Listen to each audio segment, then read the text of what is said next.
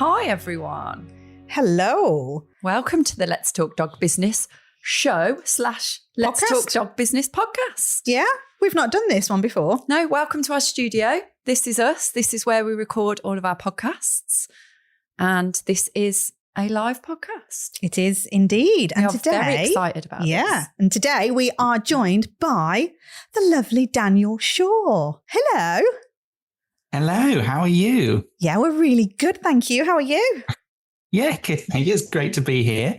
Very exciting, and very exciting to see your awesome studio as well. It's looking fantastic. It does look cool, doesn't it? I never get to see it this much, and it's really nice. Yeah. Oh, fab. Wow. Yeah, so this is a bit of an unusual one today then, because you were going to join us for a podcast episode anyway, and we were also going to get you live in on the show. So we just thought, let's just double whammy it and we'll do both at the same time. Combine the two together. And it's just something a bit different for us because we've never done a live episode on the podcast before. So we'll see what happens. So Daniel, then, for anyone either watching in the Facebook group or now listening to us, tell us a little bit about yourself and what it is you do in the dog industry. Yeah, sure. So I'm an animal behaviourist, so I primarily work with dogs and cats. But I'll try and stick to mostly dog stuff today. I usually throw in one or two cat stories if I get excited, but we'll try and stick to mostly dog things today. And I work in the southeast of England, so most of my business is based in Kent and surrounding areas such as sort of southeast London. We get quite a lot, Surrey, East Sussex, and areas around there. And I run a business called Animal Behaviour Kent. And so as well as offering behaviour consulting, we also offer a lot of online education and in-person education for dog professionals. So that includes things like I've got some online courses which we offer. So the big ones like psychological trauma from a neuroscience perspective, as well as sort of quite a broad perspective to think about how we can get strategies in place to support animals that have had those experiences.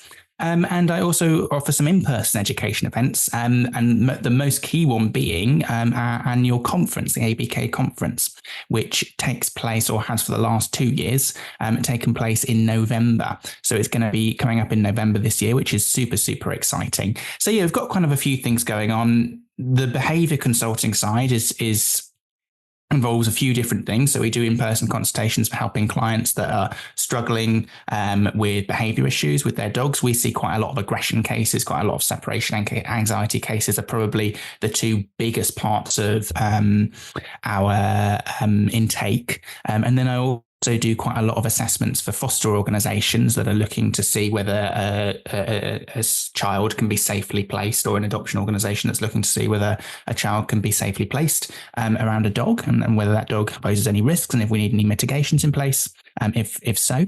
And also expert witness work as well. So again, looking at dogs that have been often seized by the police, or owners that are dealing with Dangerous Dogs Act legislation, and often assessing the dogs and assessing homes to provide courts with information about whether that dog is safe to be in the home, and again, whether there's any mitigations that we need to put in place. So quite a lot of different things really on the behaviour consulting side, which is quite an exciting part of the job really.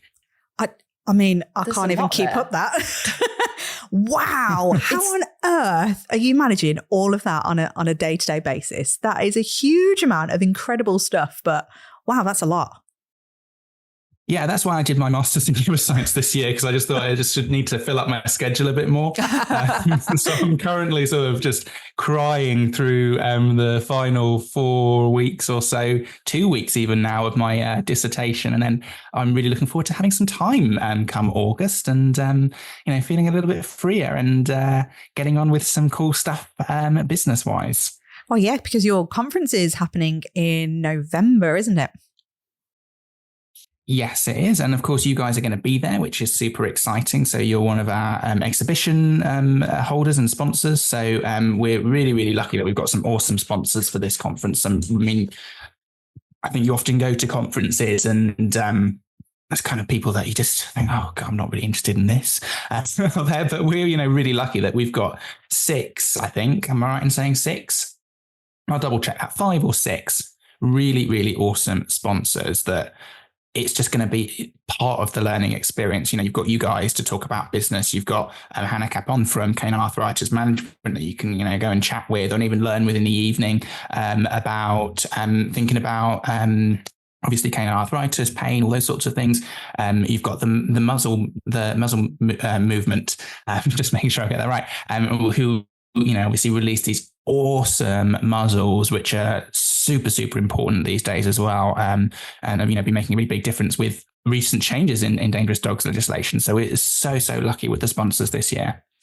It is. It's going to be an epic conference, I feel. So what was it that made you decide that you wanted to go into creating a big conference then? Because you've got some decent names actually speaking there as well, haven't you? Yeah, we have, like, as you say, we've got some really good names. And I think, so I first went into this in 2023. And I guess I started thinking about it late 2022 when I started thinking, there's loads of people in the UK. And actually, we've expanded beyond the UK this year. But in that 2022, when I was first thinking about it, I was thinking there's loads of people in the UK that I'd really like to go and see. And I'd like to really go and learn from. And they're all over the place. So very selfishly, I guess, I thought, it'd be really nice if I could get them all to come to me and present on a lovely topic, and I could get some learning in, and we could have a really fun event, because there's not many big dog events where I'm based in the southeast of England. And I just sort of, I was chatting to Andrew Hale, actually, who was very supportive of the idea. And he was, of course, one of the speakers in the first conference as well. And he'd sort of done a bit of conferencey stuff in the past in terms of helping with the logistics of organizing these things. So he gave me some ideas in terms of how we might be able to organize it, how to set it up, what to think about in terms of pricing. And we got this first one in place, which was primarily UK speakers. And the reason for that is primarily because of cost as well, because actually what we've done this year is we've got some speakers coming in from abroad, but we can't have as many of those because it costs a lot more in terms of travel and flights. We've got Mike Shikashio coming from the US. Flights from the US aren't particularly cheap. Similarly, long haul flights are not cheap. So that first year we were a much lower budget. So we're thinking about primarily UK speakers, and we got it off the ground. We worked really, really hard, got those sales of enough tickets to break even, make sure everyone, got their money back. And we did, I think, make a little bit of money. We didn't make a huge amount of money. This certainly wouldn't be something you'd be relying on for your earner of the year. But we broke even and made a small profit, which was fantastic. And that allowed us to then really invest in this year's conference. And this year's has been fantastic in terms of actually organizing that from a business perspective, because we've kind of got those people that came last year that really enjoyed it, which was fantastic, and wanted to come again. So many of the people that have signed up this year are repeat customers, which is fantastic. We've got people that didn't come last year that heard about it last year and then wanted to come. And we've also got a new audience as well as things have grown. So it's just been a really exciting progression with the conference. And I'm super, super excited for it this year, because as you say, we've got an awesome lineup, and like last year, I'm going to get to, and hopefully you're all going to get to learn from some amazing people that have all come to me or nearby me. Yeah, I love it. I love conferences. I think they're great. I'm really looking forward to going to yours as well. It's going to be pretty cool. So I suppose I want to understand a little bit more then on knowing your audience then for that conference. And as you say that it's grown over the last couple of years. What would you say you may not even know the answer to this, but what would you say then from the amount of dog professionals that are going to attend these events? What do you think their current struggles are in this day and age of being a trainer, behaviourist, whatever title you want to give yourself, other than trying to learn more CPD? Yeah, I think that's a really good question. And I think one of the reasons people enjoyed it last year that I picked up on was actually not just the education that they got there, but also the atmosphere. Because because we had a really, really nice atmosphere, a really inclusive atmosphere. I'd reached out to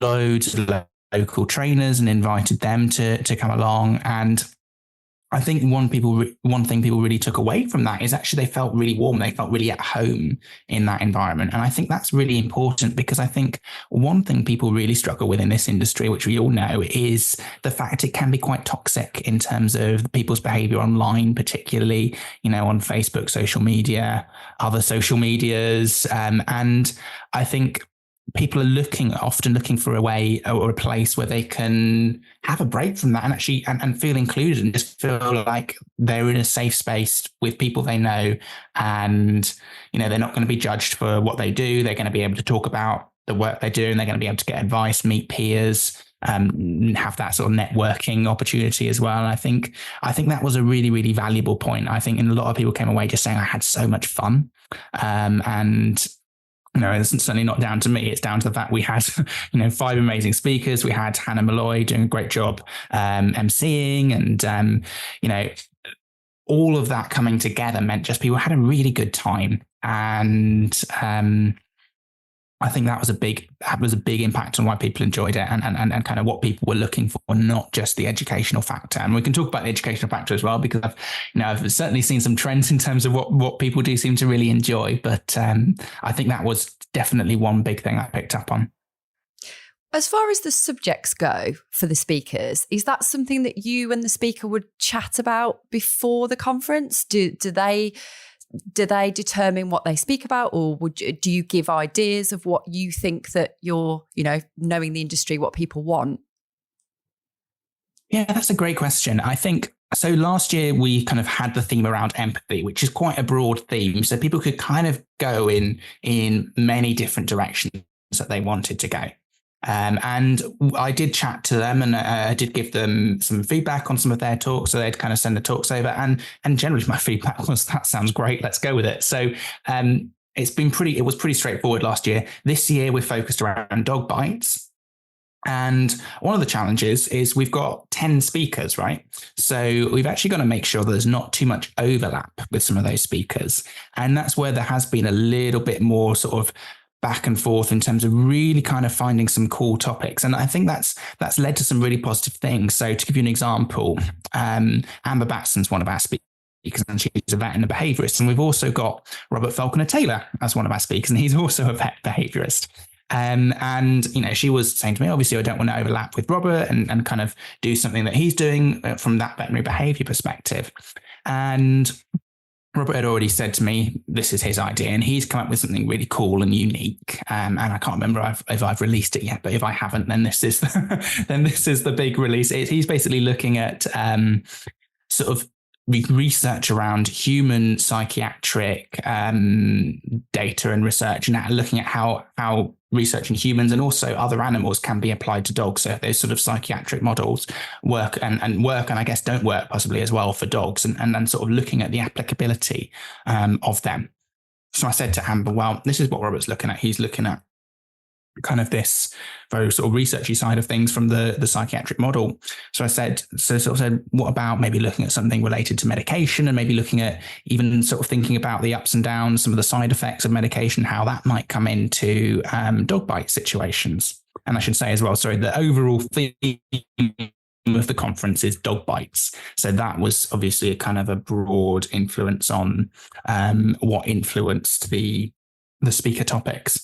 So Amber's now come up with this really, really cool topic, which is basically called meddling with meds. And it's, as I say, looking at kind of the medication options when we're working with those sorts of aggression cases, and also looking at what behaviourists need to know as an outcome of when those medications have been decided on, and what some of the pros might be and the benefits to look out for that, but also what some of the drawbacks might be of that, and actually look out for a sign that maybe how to identify if an animal might not be doing so well on a particular medication as well. So how to kind of get that information, to feedback in a very objective way to the veterinary professional, and then facilitate that veterinary professional making an informed decision about whether that animal should stay on those meds or change meds. So it'll be a really, really interesting one. And she's also thinking about treating health conditions, and actually how the treatment of health conditions could influence behavior conditions as well. So it's just going to be fascinating. So I'm very, very excited for Amber's talk. Amazing. So how did you actually come up with the concept for any of the conferences, I suppose? Have you found that, I don't know, like, do you end up doing research or something throughout the year as to see like what the big topics are that are what we as trainers, behaviourists and everything underneath that then goes, right, what, so this is where you'll probably have a better idea of what I should be doing than me, because what I just did was guessed. So I this year or last year we came up with the empathy theme because I just sort of thought it had to have a theme, and that's kind of seemed like a nice one to start off with. So as I say, really no kind of process with that. The dog bite thing, I think for me, there was a bit of an influence in terms of the fact dog bites are very topical at the moment. We've had a huge rise in dog bites in the UK, so it's a really important issue for us to be focusing on and thinking about. So that was a big factor. And it was also sort of looking at the speaking lineup that I got. So sort of realizing we're doing this dog bite topic and thinking, you know, we've got people like Helen Howe, who is an expert in the assessment of aggression cases. We've got Mike Shakashi, who's an expert at working with aggression and staying safe around aggression and all these sorts of things. So sort of a little bit built around the speaking lineup and actually what matched up really well there as well. And I think people are certainly enjoying that kind of continuity of the theme. And I think that's a really interesting one to expand on as well, because this sort of idea of the theme and building things around the speakers, I don't think I or anyone else yet has kind of taken that to even the next level of that, because I think we could really be expanding on that more and kind of having conferences where speakers work together to really kind of put together such a beautiful educational experience where it kind of flows from speaker to speaker, and they've actually coordinated their topics so that you kind of get a bit of a learning journey through it. And I think, you know, there's some awesome opportunities for things like this in the future that no one, as far as I know anyway, maybe someone has, or maybe in other industries. But as far as I know, you know, no one's really looked at this in the dog industry yet. And I think that would be really, really cool if people did. We're very excited about this. We're actually going to do our first conference next year as well. Awesome. Yeah. I know. We are very, and now we've put it out there, it will definitely be happening. You're committed now. Accountability and all that. So I'm always curious as to, well, anybody who, I suppose as well, like I want to delve into all of these different things you are doing. And as we said at the start of this, like you are doing a hell of a lot. Like there is so much going on. And from a business owner perspective, how would you say that you are either coping with all of that stuff that's going on, or on the flip side, how then when you are, because I know you mentioned that you're doing like a big education piece as well, like predominantly for dog professionals as well. What is it that you think that you're seeing people are either struggling with, or your own experiences, and how they or you are even coping with the plethora of things that are happening?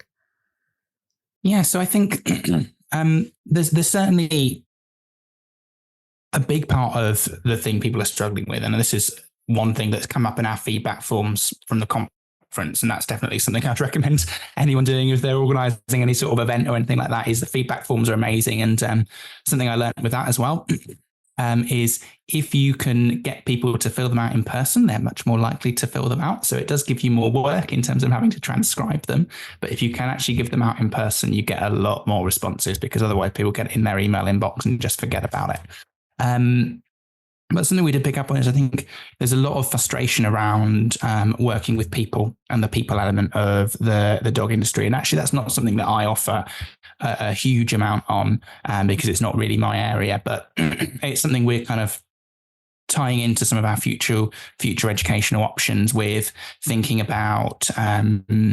For example, this year coming up, we've got Andrew thinking about kind of that sort of perception aspect and how we can think about helping people adjust their perspective when seeing these aggression cases. So I think that's a really big issue that sort of popped up. And I think another part of the people issue is also kind of sometimes the overwhelm of running a business, right? Because you're dealing with so many inquiries. And I don't know about you guys for your respective or joint businesses. Now, I'm not sure if I can't remember if you guys have joined up your training business. Everything's joined. You're all joined. Including our words, it seems. So, yeah, I don't know if this is the same for you, but I would say the majority of inquiries I get don't necessarily convert to bookings. We get, so many inquiries where people are just kind of, they don't know who we are. They think we're dog sitters, which, is all this sort of stuff. They think they can help us with we think we're the person to help with agility cases, and the beautiful thing is obviously when we get those sorts of inquiries, because we've got quite a good local network, we can refer them on and kind of say, actually, maybe go and see this person or go and see this person. But it can certainly be overwhelming. And especially when we're talking about, we've got, an open phone line, right? So actually a phone call, even for someone that's not going to book, can sometimes still take quite a lot of time. We have to have some methods to get the people off the phone sometimes, as well as rotten as it sounds. But, it can still take up quite a lot of your time. So I think sometimes, I guess this kind of comes into what you guys are doing. And this is maybe why we should all attend your business conference next year. Damn straight. Nice plug. Because, I think that has a big impact on actually your mental health and actually just kind of how much you enjoy your business. Because I think, most of us come into this sort of business because we like working with dogs. And actually, some of us, I would say, come in because we like working with people. I really enjoy working with people. But at the same time, I would say I would divide that into saying I enjoy working with people when I'm there in a consultation with people, working on getting a plan in place and figuring stuff out in terms of helping them identify some solutions and practice some solutions for their dog.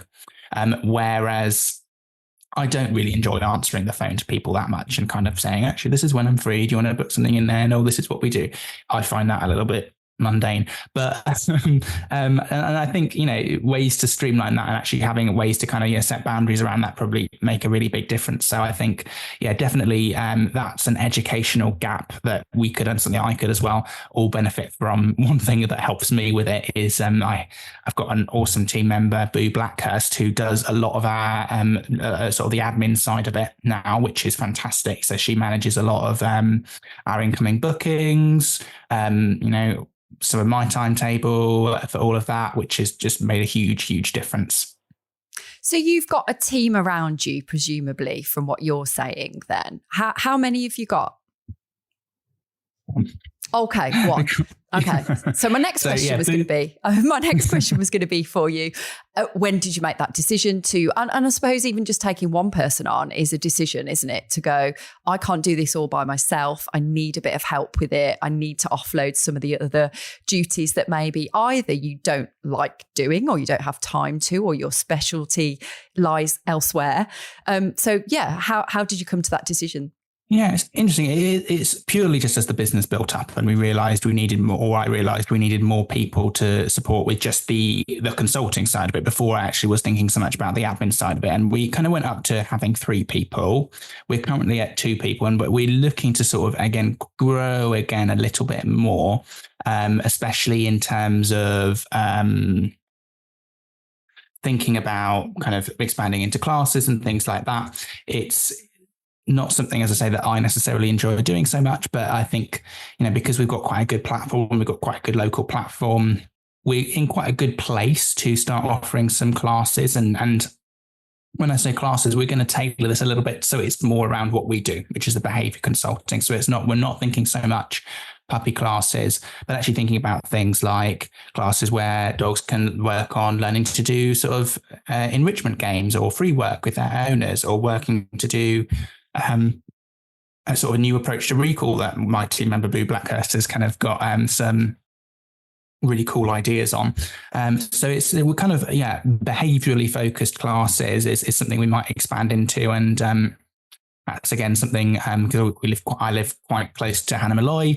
She's got loads and loads of experience doing that. So I'm hoping that she's going to work with us at some point in the future to kind of, we've been talking about it for years now, actually, but never got around to it because of the time issue. But somehow expanding into a few more local classes and things like that at some point. So that might be something we've got on the agenda in future. But again, I think, some of it is just built around the business that we've got, and then just thinking about if we do want to expand. And for me, the expanding at this point actually isn't so much for my schedule. It's kind of more to make sure that if other people want to work with me and kind of work as a part of Animal Behaviour Kent, actually that they've got a timetable that's filled in a way that they really enjoy as well. So I think, I just think we need to make it a nice experience for everyone that really tailors to their skill set and what they enjoy if they are working with us in the industry. Yeah, and that's a really interesting point, isn't it? Because culture of an organisation is so important to its success, isn't it? So if you're already thinking like that and going, I want somebody who's not only going to benefit us, but it's going to benefit them as well.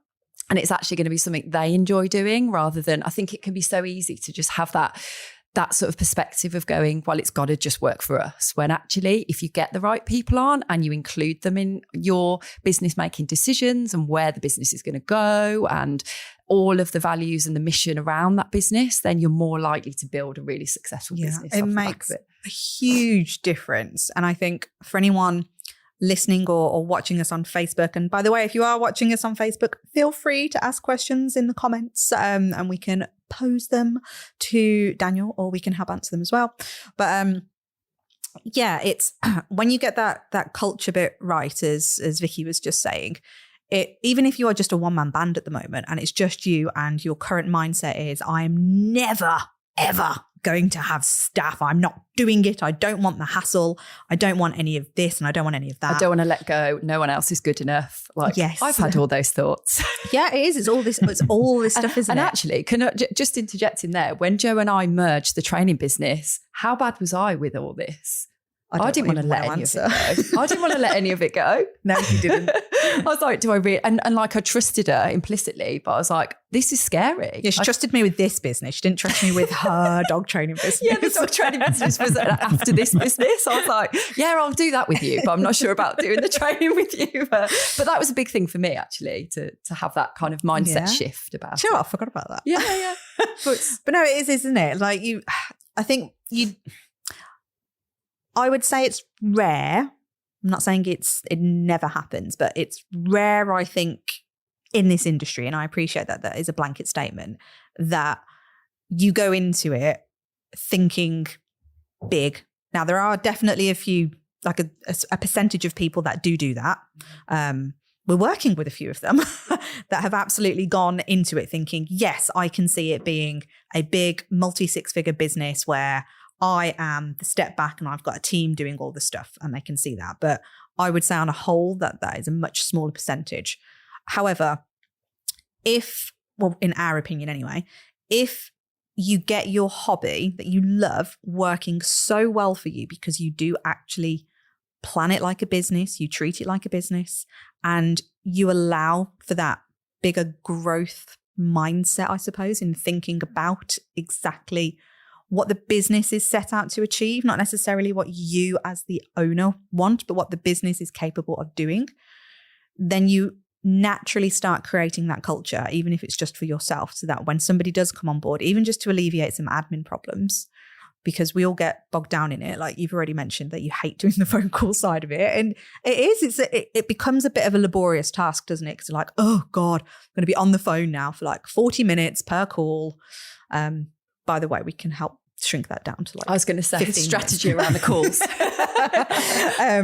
But it's, once you then need to start offloading some of this stuff, because you do get bigger, because you get really good at what you're known for and all of this other stuff, then having that culture already there makes it so much easier when you bring a team member in.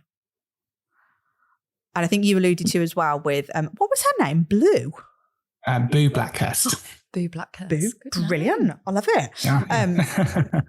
You'll meet her this year because she does a lot of the organisation side on the day of the conference. So she'll be helping me out. But what I really like is like the way you talk about it, like there's a fondness there, and it's in a way that actually you're willing to listen to what ideas she's got as well, like with that recall thing you was talking about. And that's really nice. That's going to help anybody in any business if you've got that nice relationship to really move it forward, I suppose.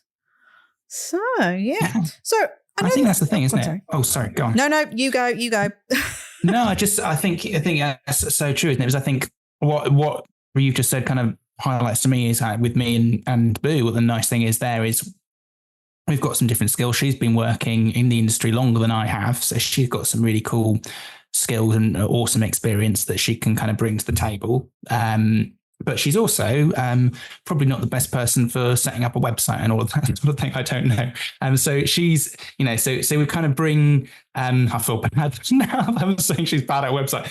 She may be very good at websites, but it's what I mean is we're kind of bringing our own different skills to the business. And I think that's what's really nice is, I can look after the website. She's doing a really good job on some of our social media at the moment, which is fantastic. And she's kind of writing us weekly posts, which are getting a lot of engagement and sort of keeping that side of things up, which actually, interestingly enough, makes more of a difference for our online education side of things than it does for our incoming inquiry side of things. Our incoming inquiries much more come from the website. So actually, interestingly there, because she doesn't really like the education side of it, she's not interested in kind of going on camera and talking about this is how you do this and that in the same way that I do. So if you think about it, she's kind of doing stuff to promote my side of things. I'm doing stuff to promote her side of things, which is, I think really, really nice. And it is kind of nice when you can kind of get people together that have those different skills and both really get the benefit from them. Yeah, and that's how it should be as well, because I think sometimes when we are looking to recruit or make the team a bit bigger, we sometimes just look at, do I like everything about that person and does it gel with me? And it absolutely should in terms of the personality of the person, and especially if there's an existing team they've got to slot in and fit that culture. But I think we need to look at it like they have the opposite skill sets. So Jo and I have got completely opposite skill sets in the business. And I think that's why it works really nicely, actually, because of, you're really good at what am I good at, Vicky? She's really good at getting lots of things done on a list and ticking them off and go, quick, we've done that thing, we've done that thing. I quite like the more creative side and you don't as much. I hate the creative side. So, so I think that's why it does work so well, because we are really similar in lots of ways, in our personalities probably, but then in the skill set, it should be different. And I think that's where sometimes people maybe don't look at it as a whole. No, and it's bringing everybody along on that journey with you. So we're really big, as you all are hopefully starting to get the idea now, really big on the overall strategy of everything. Like businesses need to have, and I know that sounds really bossy of me, but businesses need to have an overall strategy so that you all know where you're going. And then when you've got team members involved, they need to be privy to that overall strategy. They need to almost even have a say in it, which gets a lot of people's backs up when we suggest things like this. Because they're like, what? I'm the business owner. They are the employees. They are over there. But it's like, well, no, actually, if we incorporate everybody in everything, then you're all working towards the same goal ultimately. And it does make everything a lot easier. And something I think I can kind of loop into this is that you come across as really big on collaboration, which we love. And it's something, again, we go on about a lot because we all need each other. We all have got different skill sets. So it's almost like offering that culture out externally. And like you're jumping in to help launch partner our business basics course as well, aren't you? And that's all done through collaboration because we're building relationships with people. And I think it's something that you do really well and it really comes across.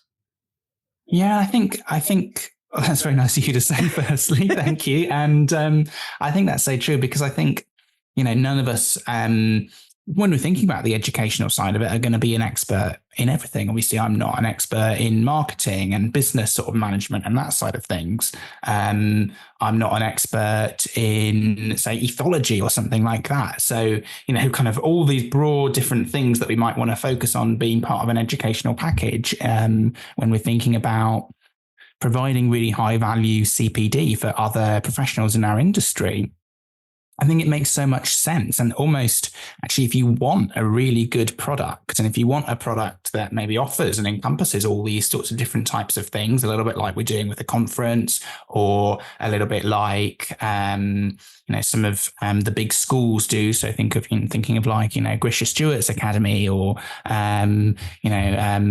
Mike Shikashio's, even though that's a little bit more focused to aggression only, he still brings in lots of different kind of skills. And I think, and he does a really good job promoting lots of different people from different backgrounds and different corners of the industry. And I think that is such a valuable thing, because it just means that the product that he's offering then, or the product that Grisha's offering, or the product that we're offering at the conference, is better because of that. Yeah, it's just such an important piece, isn't it? And what's your view on then, with the current landscape in dog trainer world, on how we could all do better collaborative work with one another? That's a really good question. I think certainly the on the ground in your local area aspect is one area that we could think about collaborating more. So I think, as I say, I think I mentioned this to you guys the other week.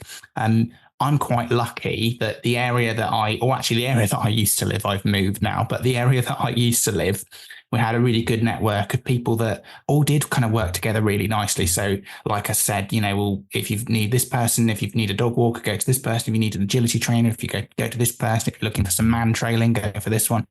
I think that makes a really, really big difference. And I think something else and kind of local area side of things I saw with the conference is, to get people to help out with some of the management side of the conference. I just emailed some of the local trainers and said, do you mind just coming and helping on the day of the conference? We'll give you a free ticket if you can come and help sign people in and sort out gift bags and all of that sort of stuff. And it was a really, really nice atmosphere. And actually, although I knew these people on kind of social media and stuff, weirdly enough, even though that they're your local people, you don't see them in person a lot. So it was actually quite nice to see them all in person. And I think that was really nice. And then kind of zooming out a little bit more, I think there's so much that we can do collaboratively to make a difference, working together through the power of social media, the internet, and all that offers, I think both you and I kind of regularly meet with people all across the world and kind of work together on projects. I know you've had some guests on the podcast, I think, that are from the US. Am I right in saying that? Yes. Yeah. So, I mean, I think that's an awesome thing. And I think if you think about kind of what the goals of that are, there's offering high quality CPD for dog professionals. So actually really, really helping people in their day-to-day life. And then I think also making a change for dogs, and whether that be, again, helping professionals do a better job with and be able to come into their cases with a better toolbox, a metaphorical toolbox, that is, before anyone panics and thinks. And then also, I think kind of particularly thinking about the social change side of things. And then again, thinking back to what Hannah's been doing, Hannah Malloy, with kind of AppDog, which is the all-party parliamentary dog advisory welfare group. I think I've got that about right. That is impressive. I was going to say, that is a good memory. And, really, really doing a fantastic job actually kind of pushing the government to make changes in terms of dog legislation, how we can help make legislation better for dogs and for people to keep people safer, but also, be more welfare orientated around dogs, be fairer to dogs and promote dogs having healthier, happier lives. So I think actually all those things. And when I've been to the AppDog meetings, and I spoke at one in, I think it's March 2023, so a year and a half ago almost. It was a really, really nice atmosphere. And again, there's a lot of collaboration there and a lot of talk of sort of how we can kind of make this change. And of course, we just had a change in government as well. So it's probably a prime time to kind of really push some of this stuff through, because you've got a new government, you've got some hopefully motivated new MPs, you never know.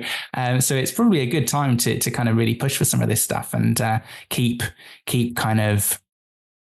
working at it to kind of make a difference to dog welfare. Because I think, it's a really important one. I think with the dog attacks and the situation that we're in the UK at the moment, we want that is a really key time in terms of where that pendulum kind of swings, whether it swings kind of more the American way of keeping dogs on more restriction, potentially building up more frustration. When I was in America, it's kind of sometimes a little bit depressing seeing all these places that just dogs can't go off lead in the same way that they can in the UK with their leash laws. It's really, really crazy. And I think, actually promoting welfare legislation in the UK that means that we're facilitating dogs having good welfare, but we're also protecting people is really, really important. I think it's kind of prime time to kind of really, really push that now.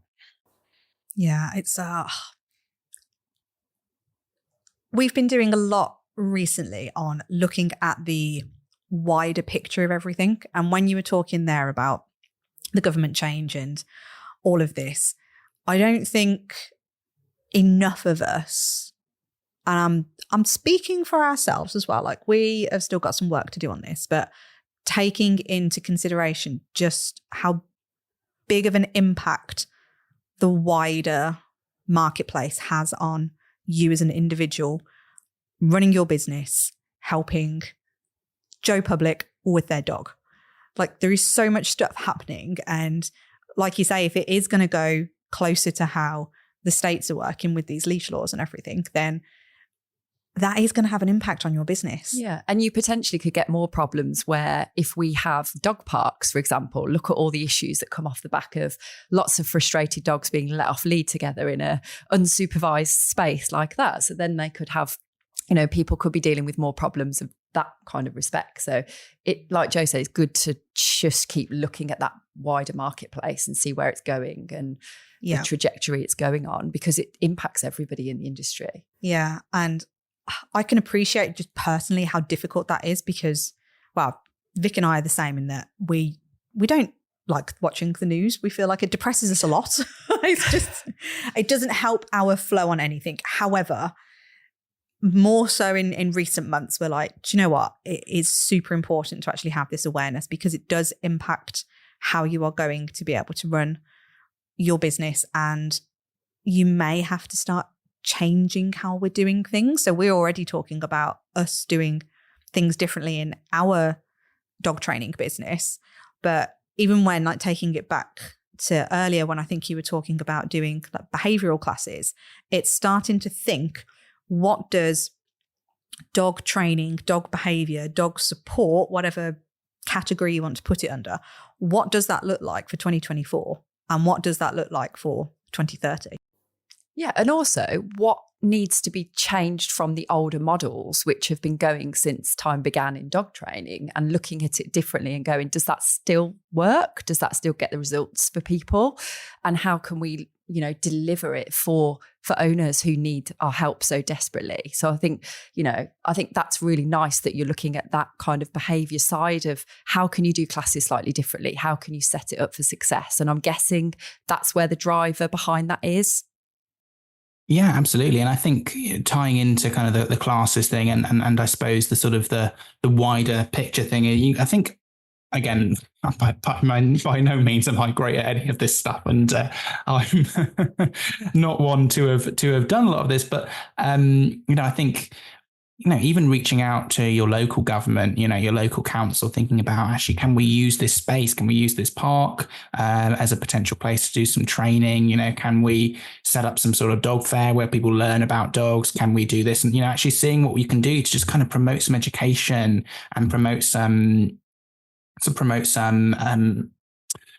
suppose changing the public perception around dogs and changing the way people interact with dogs, even just in your local area, because it all makes a really, really big difference. I mean, again, as I said, I've just not had time to kind of really invest in this sort of stuff lately. But there's a business based around in Kent that goes around to lots of schools, as similar to us in terms of being a dog behaviour business, offering lots of behaviour consultations, classes, similar things to that. And they go around lots of schools and actually educate kids, looking at how to interact with dogs and how to read dog body language and doing things like that. And actually, kind of, as I say, reaching out to local councils, local government, thinking about whether there's that scope to set up dog fairs, set up things that things that will have a really positive impact on your community, I think can have a really big difference in terms of actually shaping your business trajectory long term, because it shapes kind of that mindset that people are coming into your business. Because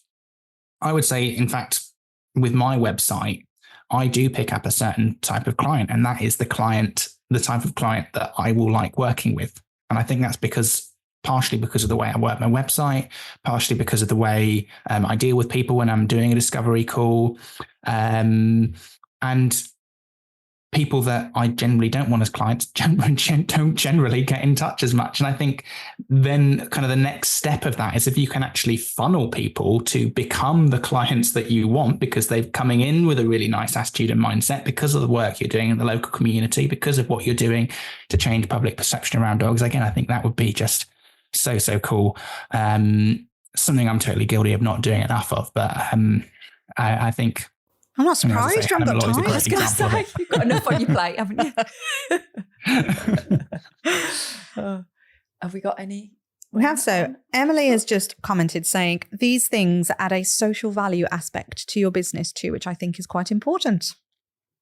It's very important. And I feel like we could almost encompass everything that we've spoken about today under a very large umbrella, but making sure that we have an awareness for what the business is trying to achieve, how you can look at things differently, being able to identify that client that feels right for you and that you're going to enjoy working with, how then we can start thinking bigger picture in bringing behavior and training into these late 2020s that we're coming into now. What does that look like?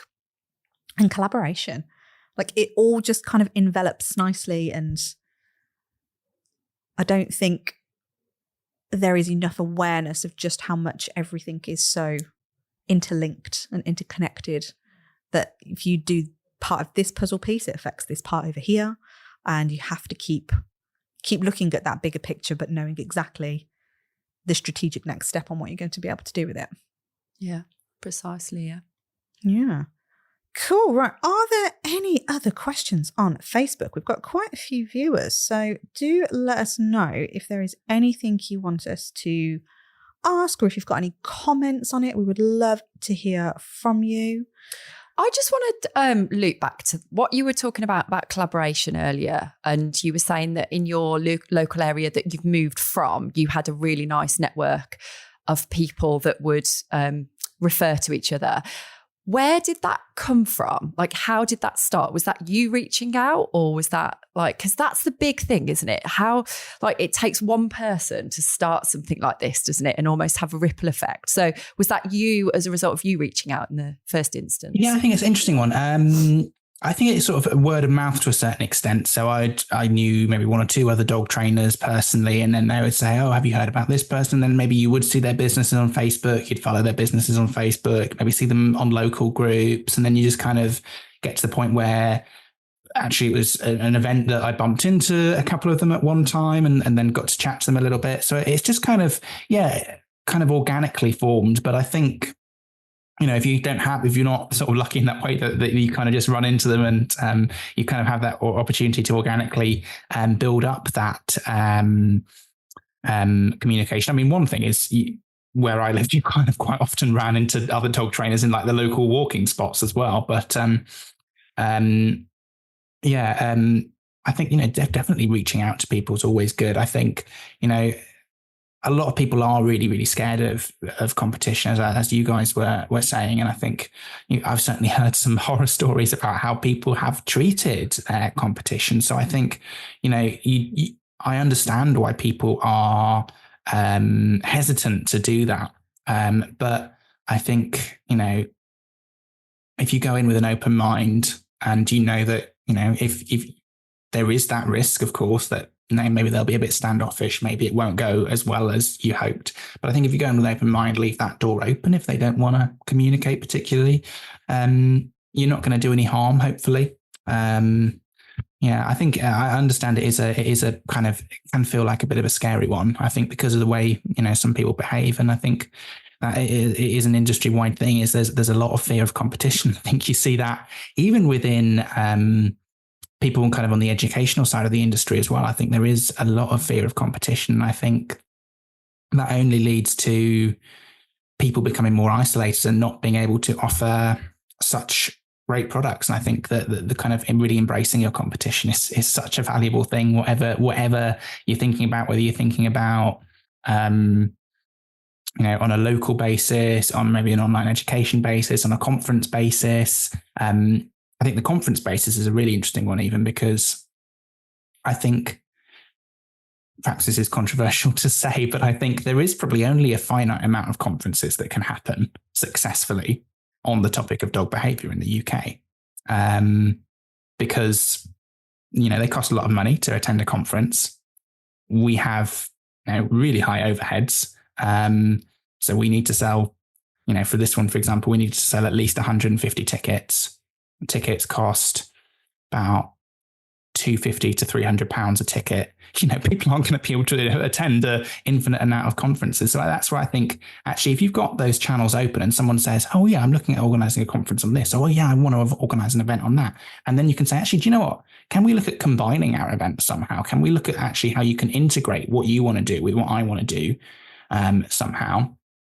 Because I think that means that you get a more well-rounded event. So this is like, I know we were chatting about, and this isn't to say with your conference, because I know it's kind of the other side of the UK and it's a different topic, but I know we were chatting about, even potentially doing something business related at one of the ABK conferences, which could be a really cool thing at some point in the future. And I think tying things in like that is really valuable, because if you think about that from the perspective of the consumer, actually a big part of the costs of going to a conference is not just the ticket for the conference, but it's the travel, it's the hotel, it's the getting a dog sitter in for your dog or your pets. And it's, taking time off work, even potentially, actually, being self-employed, most of us, right? If we don't work, that actually costs us money, right? It's expensive. So I think actually sometimes combining some of those educational events, and this is what you'll see from us in the next few years, is we're starting to combine a lot more things with the ABK conference, because it gives the other people the opportunity to organize the events they want, and it pays off for us both, and also pays off for our customers, because then if they want to come to both events, it's cheaper for them than having to go to one event in Kent, where ours is, and one event in wherever else, and travel miles and all of this. So I think that's quite a valuable thing as well. I love the way that you look at that. And it's coming down to that, like, you're looking at it from everybody's perspective. You're looking at it from a benefit for you, a benefit for the people you collaborate with, and the clients at the end of the day, the customers that you're going to have at those events. Like, you're thinking of it in terms of their perspective as well. And I think, that reaching out to other people is really important, but it is really hard for people. And I think some of it comes down to the fear of vulnerability, because you're putting yourself out there, and also the fear of rejection, I think, is big. What if they say no? What if they... Let's face it, a lot of people do say no. Yeah. We wouldn't have met if you hadn't have said yes. Yeah. Ultimately. Yeah. So, when everyone's reaching out initially and going like, oh, can I just either have a look at how you're doing things and how can we do anything? The amount of people that we hear and have experienced ourselves that go, nope, you're not coming through the doors. You are a threat. You are a threat to my business. You are going to take all of my stuff away. You are going to take all of my clients. And you can see it's a totally illogical thought, really, but it's one that's very prevalent, it's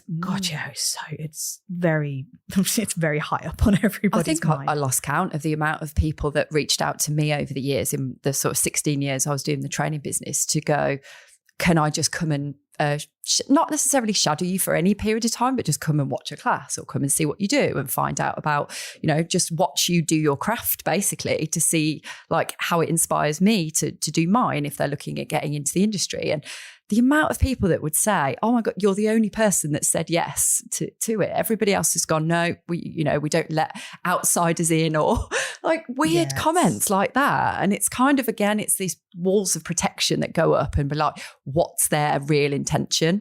And I think we're very suspicious in this industry of going, what do they actually want? What are they trying to get out of me? And again, I think if you're really confident in what you do, and I think like I was. So I was like, you can't be me. You can try and mimic it, but you will never be me. So that's why I was always okay with it, So yeah, you're right. No one will ever be you. Well, then no. And I don't know if I'd want anyone else to be me, to be honest. It's hard work sometimes. I mean, it gives me a question for you guys, because I think one of the barriers that I find and I have had people shadowing me, but every time someone emails me, it's not that I worry about the business, but I'm like, oh my God, that's like an extra thing to set up. Yeah. Because particularly because I primarily do behavior consultants where I go to people. So then I've got to let the person know that someone's there. I've got to let them know when it's there. To me, it's just like a headache to organize. So I suppose I wonder do you guys have any thoughts on actually how you make that process easier? Because that's a big barrier for me on letting people shadow. It's just the inconvenience of it. Yeah, the logistics are trickier when it's a one-to-one setting. If it's a class, which it was in my case for many years, it was like, yeah, come along, and no work needed from my point of view, really. So. Yeah. My answer may come across as a little bit crass, which is not my intention. It's, for me, I would be looking at the business model, like we've done with our training business, and gone, is there an element of that we want to do properly and professionally and give people the opportunity to come in, because we know it's there. We know that that's part of our thing. So if we are going to take that decision and go, that is part of our overall strategy and mission and vision for our business, that we want to use that business to almost achieve the mission for Canine Business Academy, which is to uplift and collaborate and do all that stuff. If that was the purpose of the dog training business, I would absolutely have a product, service, time availability, something that was strategically planned in to go, right, on the third Friday of every month, it's shadowing day, which means my clients are prepped in advance that they know that this is going to happen. I would have the ability for people to Zoom in, so I can just take my laptop and they all just watch via a Zoom link. Or if you are local, then how can we do it where we can set something up and potentially the dog comes to you and you incorporate it as a part of, maybe once a week we sit down on a Zoom and we have a chat. So if I was strategically thinking of it from a business answer, that would be what I would do. And potentially that may come at a cost of some sort, or an investment from the person doing it. Or alternatively, if it's a genuine, you're trying to connect, which is essentially what we're building this business on as well. And it's how we've managed to get some amazing podcast guests, yourself included. It's reaching out and going, hi, do you fancy just jumping on a Zoom and having a chat? Or do you want to go for a coffee? Or actually just being a human being and not going, oh, what can I get from you? Or thinking, oh, hold on, what do they want from me? It's a genuine, hi, I'm Jo, this is Vicky. Compliment the other person, because you're reaching out to them for a reason. So if you're reaching out to another dog trainer, so I think like when I first reached out to you, Vic, it was, here's my genuine reason. So I am trying to do APDT accreditation. They've asked me to go and have a look at other, have to really slow down to get this acronym, APDT trainers, to go, can you have a little look around? So therefore, there's my main reason. I literally just come in to watch so I can do my assessment. That's it. That's all I want it for. And then we got on. So it was like, oh, let's go for a coffee. Let's develop the relationship. And then I've done that with quite a few other people. In fact, we did it a few weeks ago, didn't we? With another local trainer that we were considering bringing into our business. Mm-hmm. And going, do you want to actually evolve together? Let's go for a coffee. So we met up with Starbucks with our dogs. I was like, hi, I've seen you around. You literally live down the road from me. Your business looks like it's doing amazing, social media, all the good stuff that's out there. But it's like, let's just go for a coffee. And arguably we are direct competitors, but we're not, because I think when you look at it logically, and I get again that this is hard, even if you was to count the 50 houses in a block radius to where you live and assume every single house had a dog, could you realistically take 50 dogs on yourself? Probably not, Or if you are, geez, you are going to burn out. You're not going to be very effective in what you're doing. But could you realistically take on 50 dogs? And then, we've now done that. And then the next block has got another 20 dogs. Could you realistically take on now 70?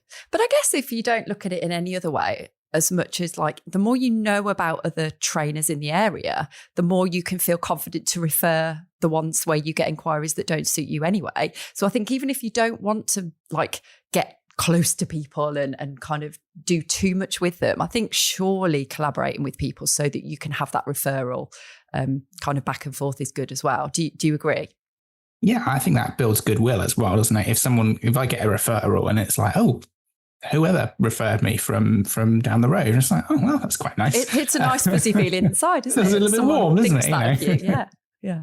Yes. So no, I think that would be my answer on how to tackle it. I think there's two arms to it. There's a genuine, if you want to go for a coffee and a catch up, that's absolutely fine. But actually, if I want to make this part of my business that I'm going to help others, then it's more of an education. Then it needs to be crafted into the business so you can do your best with it. Yeah. But then coffee catch build it into a product.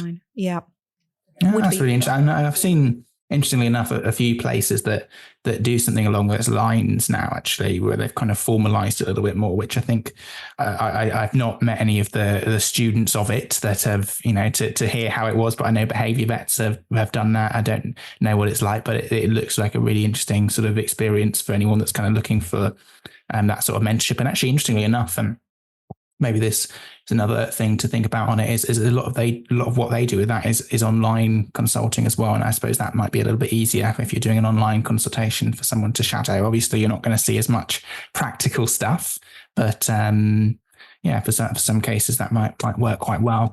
For example, separation anxiety cases, I don't know about you guys, but I think work quite well online, because you can have the person leaving and coming out and in and out of the room, and it's like you're not there, and you can really coach them. I tend to have people on like a Zoom call and then also a phone call, so you can kind of see and then also just tell them exactly what to do. It's quite fun.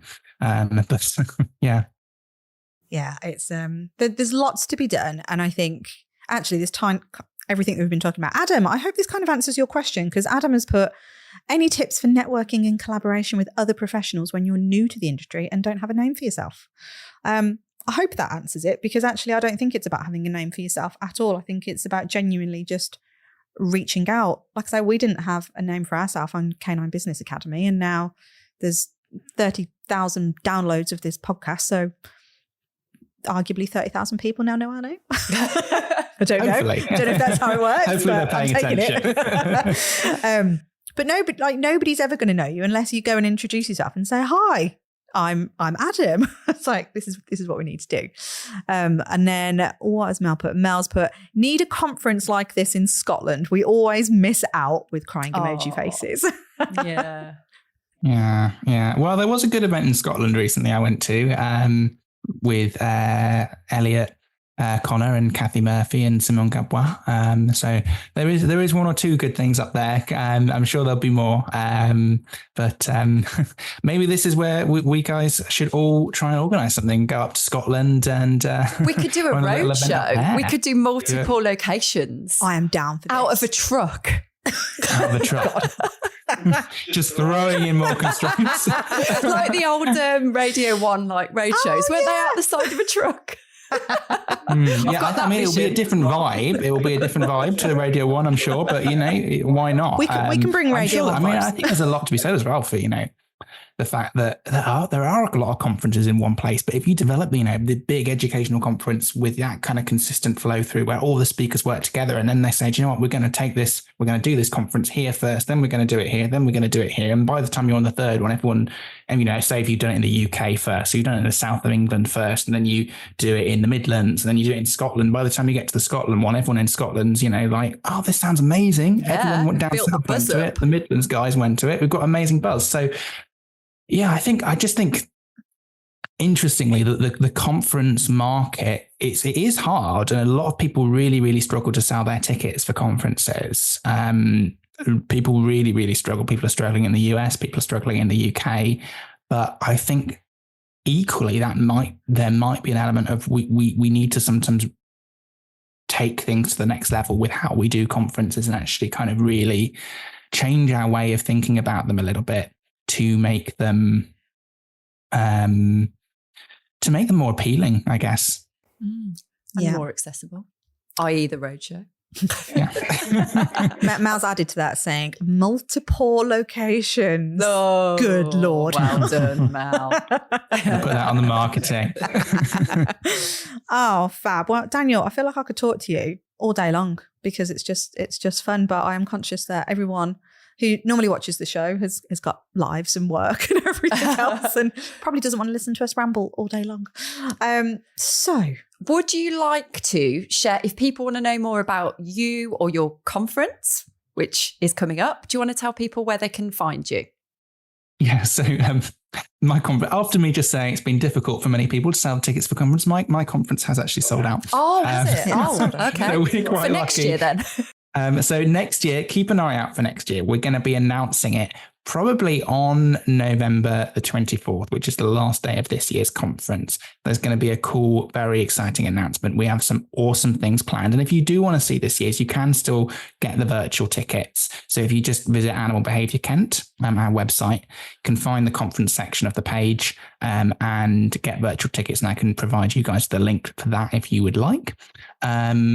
So if you are still wanting to tune in virtually, it's an awesome lineup. As you say, we've got Michael Shikashio, we've got Sindor Panga, we've got Sarah Fisher, Robert Falconer-Taylor, Amber Batson, Andrew Hale, Helen Howell, some just really, really awesome people coming. So it's very, very, very exciting.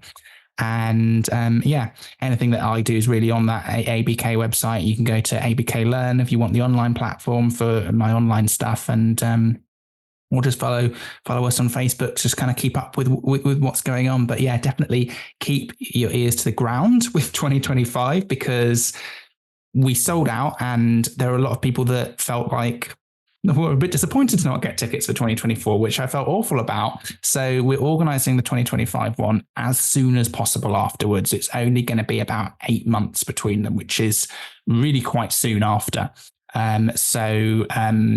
It will be fantastic. It's going to be a very, very cool event. It's going to be, hopefully just as, if not more exciting than 2024.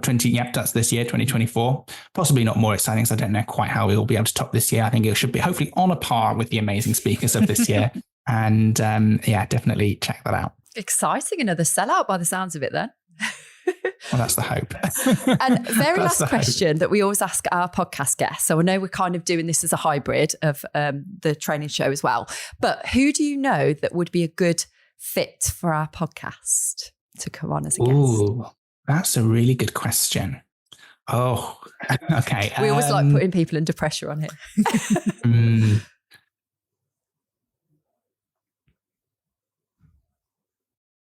So there are lots of really, really good people. I am a really big fan of Bobby Banbury and the work she's doing at Behaviour Vets, and she runs the education department at Behaviour Vets. So she's probably a really interesting person to talk to about actually the business side of that. So she's been doing some really cool stuff with the Resilience Rainbow Tour and organising that side of things. And I think, her and Kathy Murphy through Behaviour Vets have been touring that all over the States.